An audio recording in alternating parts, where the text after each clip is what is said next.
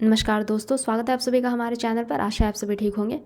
तो आज की हमारी क्लास हिंदी व्याकरण प्लस हिंदी साहित्य पर आधारित रहने वाली है। जैसा कि इससे पहले भी दो क्लासेस इस पे आ चुकी हैं। काफ़ी महत्वपूर्ण क्लास है बीपीएससी 4.0 के लिए, तो ध्यान दीजिएगा और अंत तक जुड़े रहिएगा। जितने भी प्रश्न इसमें लिए गए हैं सभी परीक्षा को ध्यान में रख कर लिए गए हैं, इसलिए हो सके तो क्लास अंत तक देखने की कोशिश कीजिए। शुरू करते हैं, देखते हैं पहला प्रश्न। पहला प्रश्न है, राधा की गुड़िया। राधा की गुड़िया बहुत सुंदर है, रेखांकित शब्द में। अच्छा, यहाँ पे उत्तर दिख रहा है, राधा की गुड़िया बहुत सुंदर है, रेखांकित शब्द में कौन सा पदबंध है? तो राधा की गुड़िया बहुत सुंदर है, इस रेखांकित शब्द में विशेषण पदबंध है। ठीक है, इसमें कौन सा पदबंध है? तो विशेषण पदबंध है। अगला प्रश्न देखेंगे।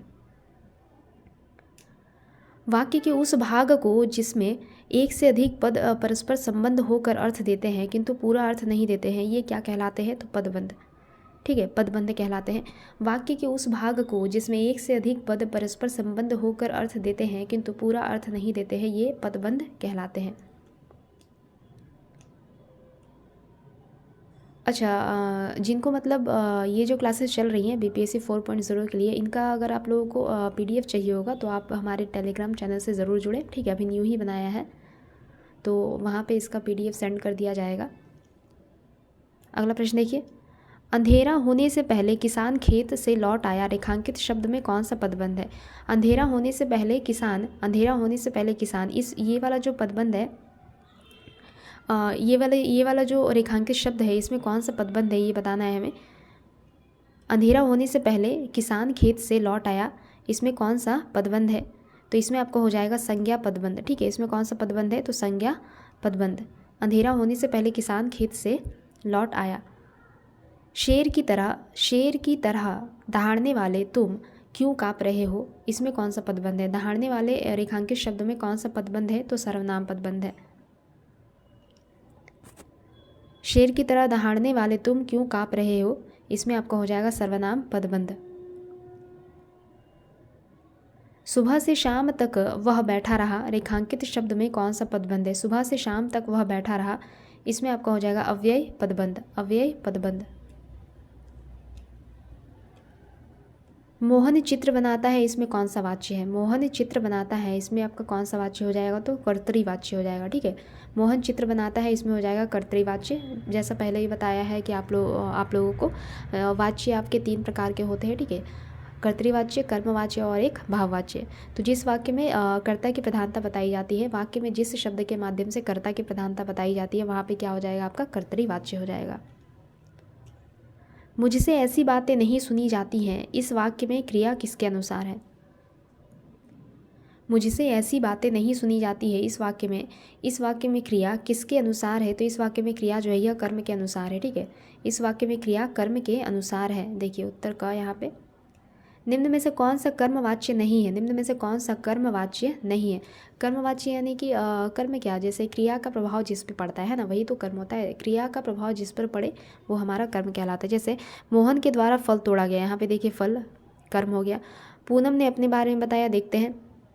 पहला वाला तो कर्मवाच्य नहीं होगा। मैंने पुस्तक पढ़ी, यहाँ पे भी कर्म आ गया आपका, तो ये भी गलत हो जाएगा। उसके द्वारा गाना गाया गया, यहाँ भी कर्म आ गया आपका, तो ये भी गलत हो जाएगा।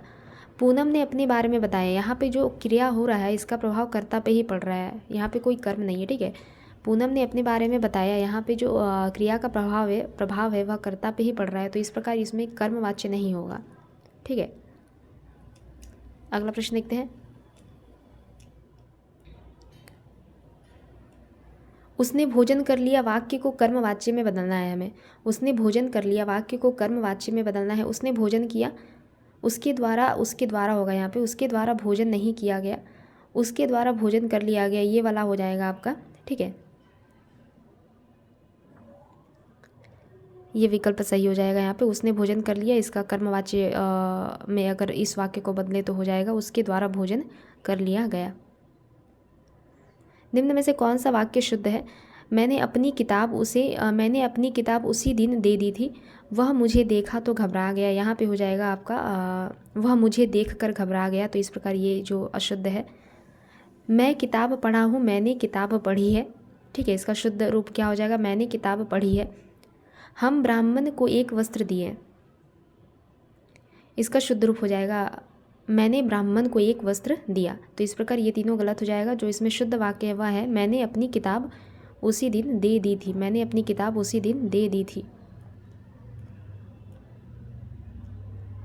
अगला है निम्न में से कौन सा वाक्य शुद्ध है? कृपया आप ही बताएं।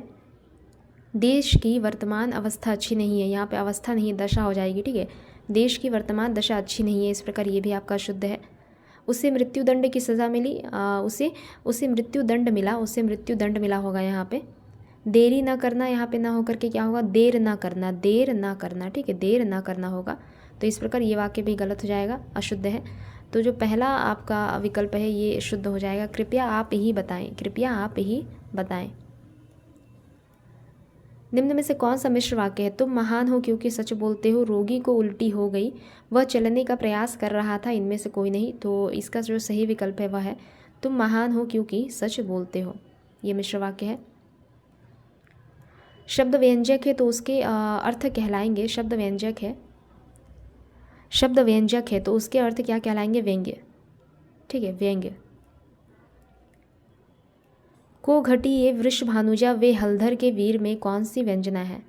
को घटी ये वृषभानुजा वे हलधर के वीर में कौन सी व्यंजना है? तो शाब्दी व्यंजना है।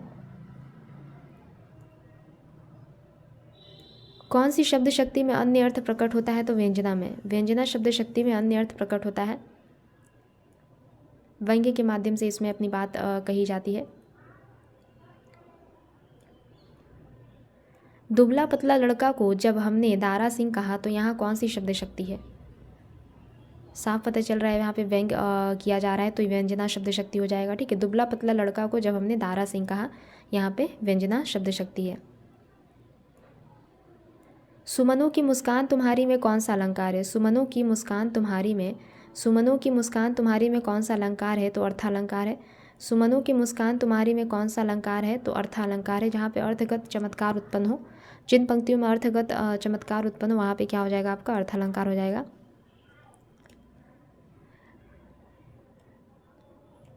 काव्य में जहाँ शब्द और अर्थ दोनों के कारण रमणीयता और चमत्कार उत्पन्न हो वहाँ पे कौन सा अलंकार है?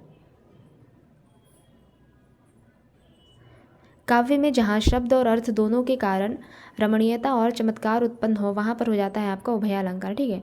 अर्थालंकार यानी अर्थगत चमत्कार उत्पन्न हो रहा है काव्य में। शब्दालंकार यानी शब्दगत शब्द के रूप में चमत्कार उत्पन्न हो रहा है, ठीक है, काव्य में। परंतु जहाँ पर शब्द और अर्थ दोनों के कारण काव्य में रमणीयता और चमत्कार उत्पन्न हो वहाँ पे हो जाएगा आपका उभयालंकार। उपमेय और उपमान के संशय, उपमेय में उपमान के संशय को पैदा करने वाले अलंकार कौन सा है? तो संदेह अलंकार। मतलब उपमेय में उपमान को एक तरह से देखा जाना, वहाँ पे क्या हो जाएगा? संदेह अलंकार। उपमेय में उपमान की संभावना जहाँ पे प्रकट होती है वहाँ पे हो जाएगा संदेह अलंकार। अगला प्रश्न, बिगड़ी बात बने नहीं लाख करे किनकोय, रहीमन फाटे दूध को मथे ना माखन होए। उक्त पंक्तियों में कौन सा अलंकार है? तो इसमें हो जाएगा आपका दृष्टांत अलंकार। बिगड़ी बात बने नहीं लाख करे किनकोय, रहीमन फाटे दूध को मथे ना माखन होए, इस पंक्ति में दृष्टांत अलंकार है।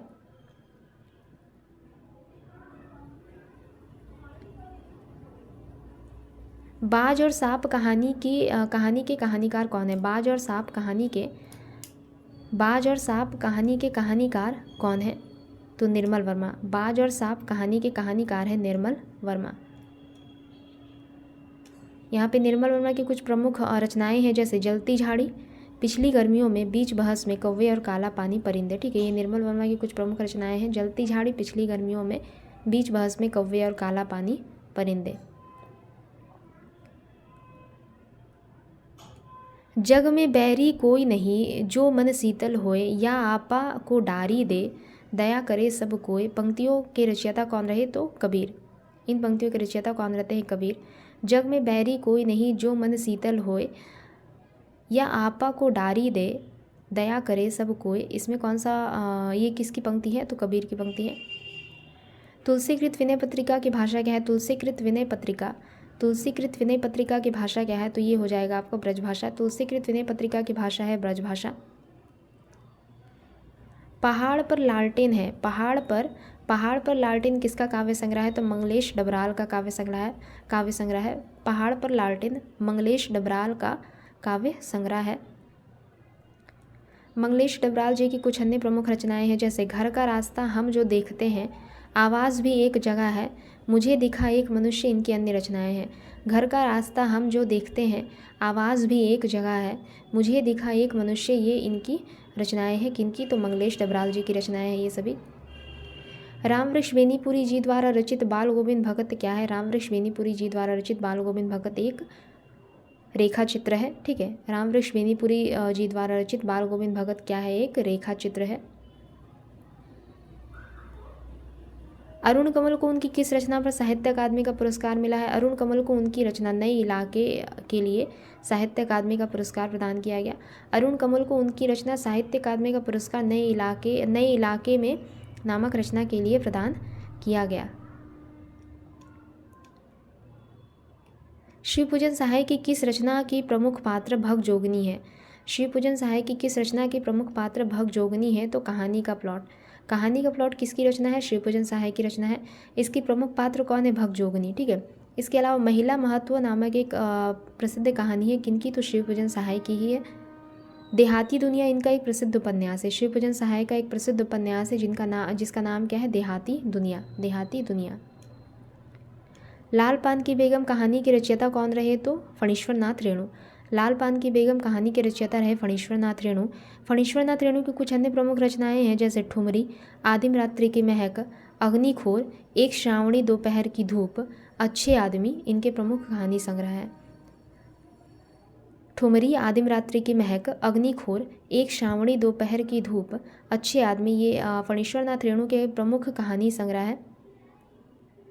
चांद का मुँह टेढ़ा, अब कुछ हम लोग वन लाइनर्स देखते हैं।